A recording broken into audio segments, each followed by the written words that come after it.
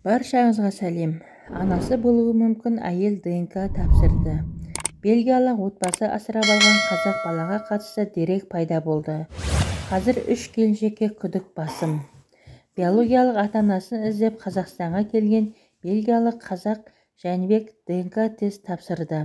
Бұл туралы белгілі журналист Қымбат Досжан айтты. Оның айтуынша 3 апталық зерттеу жұмыстарынан кейін Жәнібектің ата-анасы болуы мүмкін деген 3 келіншек табылды. Біз бармысың бауырым хабарының редакциясы өз жұмысымызды білеміз. Бірнеше мемлекеттік мекемеге хат жазып, ресми мәліметтер алдық. Ақпарат тапқан сайын оның жақсылап зерттемей жалаулатып жариялай салуға тағы болмайды. Білесіздер ме, бұл жұмбақты шешкен сайын түйіншегі керісінше тастай түйіліп бара жатыр, деп жазды ол. Оның жазуынша ресми құжаттарда жазылған келіншектің аты жөнінің растығына күмән бар. Перзентханаға жедел жәрдем арқылы келген қабылданған, босанған 4 күн төсегінде түнеген келіншектің жеке құжат көшірмесі әлі табылған жоқ. Бар құжаттың қалай толтырылғанын міне әдейі көрсетіп отырмыз.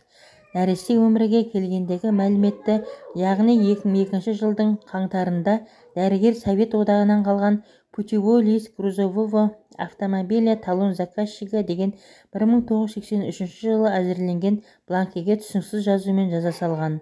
Қай жағынан келсек те ресми құжаттарда жазылған келіншектің аты жөні өтірік сияқты, деп жазды ол. Сондай-ақ Қымбат Досжан қазір іздеу зерттеу жұмыстарының барысын айтты. 3 апталық зерттеу жұмыстарынан нәтиже. Қазір 3 келіншекке күдік басым. Кеше бармысың бауырым хабарының редакторы Әсел Асқарқызы сол 3 келіншектің бірін ДНК тест жасайтын лабораторияға ертіп барды. Енді нәтижесін күтіп отырмыз. Бірақ бірден айтайық, көптің тілеуі біздің басты мақсат сонау жерден мейірімге шөлдеп келген баланың анасын тауып беру. Кей әйелдің әлем білесіздер, қиындыққа толы баласынан бас тартқанда басқа жол көрмей жақыннан қолдау таппай сондай шешімге баруға мәжбүр болған. Қателескен шығар, бірақ ол да адам, оның да құқығы бар.